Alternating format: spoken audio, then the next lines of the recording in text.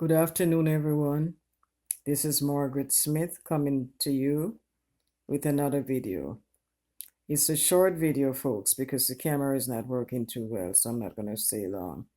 Yes, folks, I remember the last time I came, I spoke about people struggling abroad.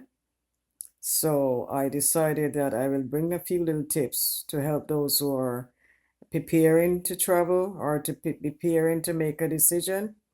Yes, folks, I came up with this idea that I should at least do something to help those that are planning. So I came up with this big idea that I'm gonna do some research, and I came up with a short list, making a big decision. So I already knew, but I just want to confirm some of the ideas that I came up with. And it says first, gather information. Yes, folks, you have to gather information on the country or city that you plan to live in. And what I would do too also is take a visit. If it's possible that you get a visit, go there and see what the place is all about, where you probably gonna decide to live. So do some research.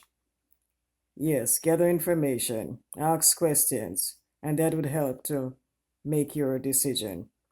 And the second thing is to do some research.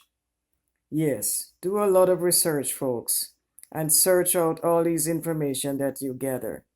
Search them out and find out if it's suitable for you, and especially if you're going with a family.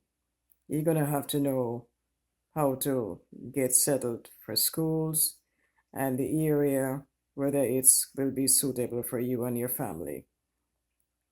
And identify these alternatives that you research. They're alternatives. So you have to identify them, folks, before you decide to go there and to settle with your family. Yeah. Identify and evaluate these alternatives, the long term and the short term, to see if they're suitable, and to gather the information about the consequences that you will eventually face. Depends on the short term or long term solutions that you choose. Yes, folks. So it's not a lot of information, but at least you have some ideas what I'm talking about.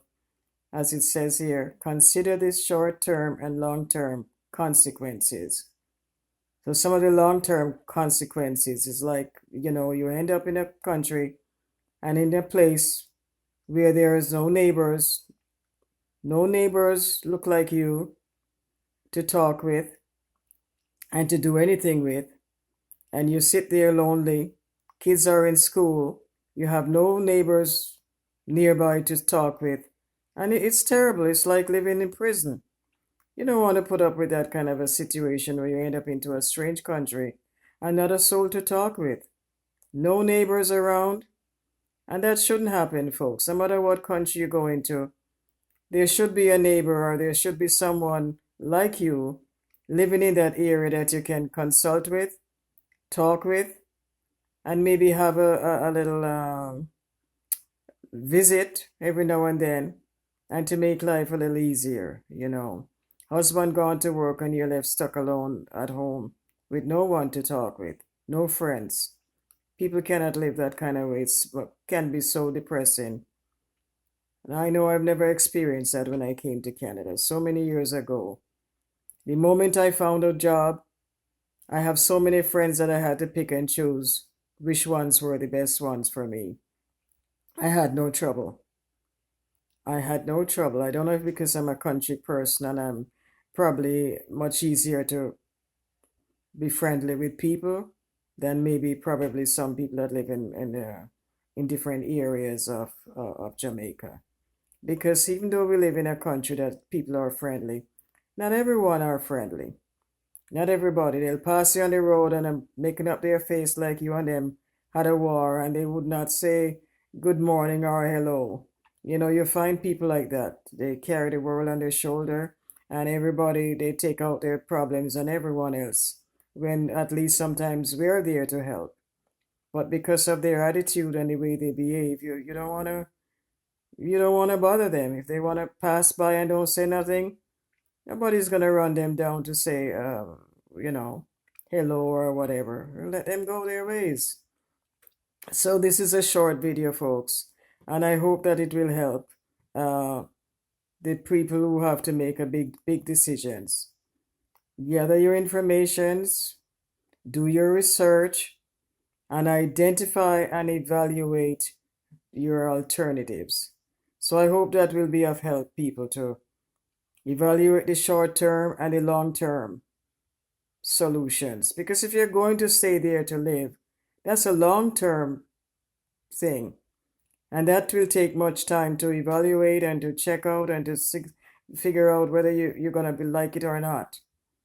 And as I said, if you can get a chance to visit that place before you decide to settle and live there, it'll be a good idea, because hearing one thing and seeing one thing is two different things. So if you could get to visit that place where you and your husband or family and children are going to live, visit the area and see what it's all about before you end up pack up your bags and leave your family at home and gone there to live in this place far away from home where you know nobody. I would definitely see what the place looks like before I visit. Yeah, that's what I would do, especially a far away country. A lady was talking the other day. She's living in Italy. Now, Italy, I don't know how many black people live in Italy, but and what area she lives in. I have no idea about Italy.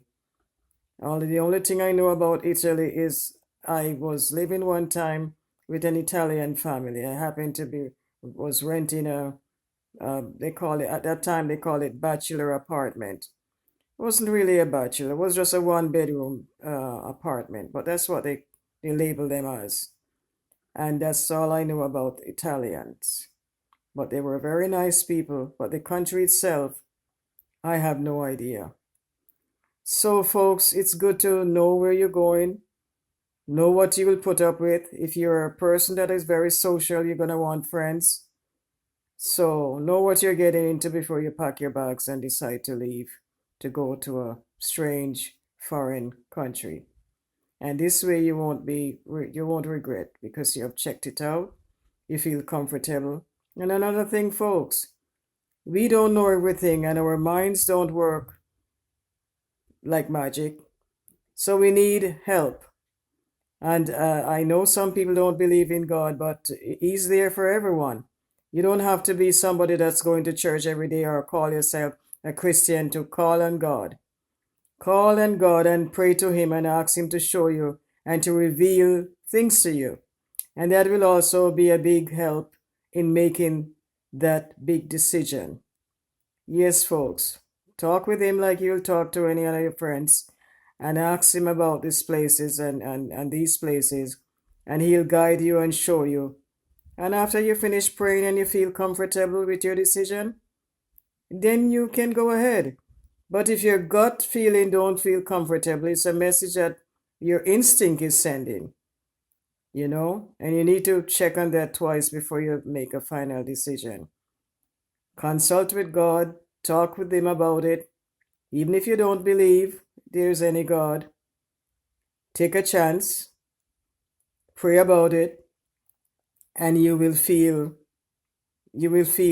whatever you feel. Whether you feel comfortable or you feel compelled or you feel uncomfortable to make that move.